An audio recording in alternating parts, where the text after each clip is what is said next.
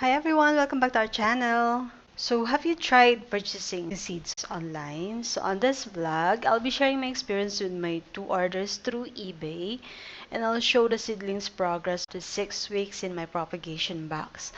So watch until the end, enjoy the video, and please subscribe to our channel for more gardening tips.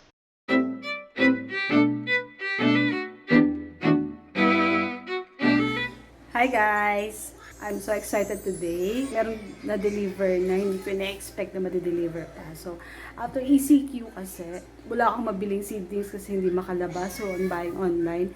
Kaso, during that time, hindi ko alam na meron sa Shopee and Lazada. So, bumili ako through eBay direct sa Chinese supplier. So, I wasn't expecting na darating pa siya kasi 6 months ago ko pa siya in-order. So, this one is from China, direct. I wasn't expecting na dumating pa siya. This one is Calladium. A lot of varieties of Caladium. So, I bought 2 packets. So, this one. Sama daw si Bulilit. Yan. So, we just got this one this morning. So, I'm excited to see anong lalabas from this. Ibababad ko muna siya sa dripping solution for at least 24 hours. And then, ilalagay ko siya dun sa aking propagation box. So, hopefully, Caladium, makadamo lang. So, let's see what will come out. Yay! At least, dumating! Hi guys, so update after 6 weeks. Put it in my propagation box. This is soilless mix. Check what I got. I'm not so sure what these are, but obviously may tinanggal na ako. These are not Calladium.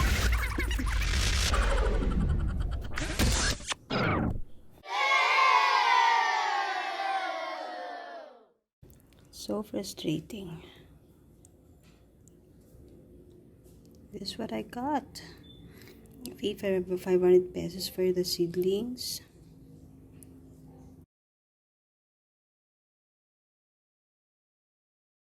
These are what I got.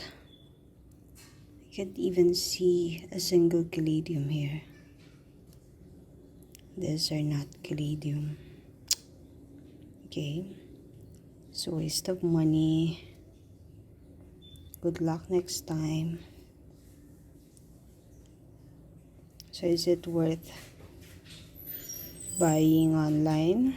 It depends on the supplier. I'll write them review and I'll show them this one. It's just so frustrating. See, these are not Calladium.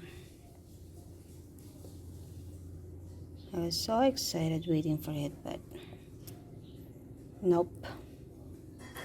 These are not Calladium. Hey everyone, so here I am again. So this is my second trial from eBay. So the first one, the Calladium, I bought it from a different supplier. And then it arrived after 6 months. I got it last December. And then this one naman, I ordered 2 weeks after that, Calladium. So this one is from a different supplier, eBay also. I bought a variegated Monstera. I'll show you the picture and the price, how much I bought it. And then I added an Oxalis. This one I got yesterday. So just imagine, I got it after 7 months. The Monstera and the Oxalis are presently in my propagation box. Give you an update after 6 weeks, so hopefully this time around I got an honest supplier. So I'll keep you updated guys, and thank you for watching, and please subscribe to our channel if you enjoyed this video. Thank you, bye, and see you next time. Happy gardening!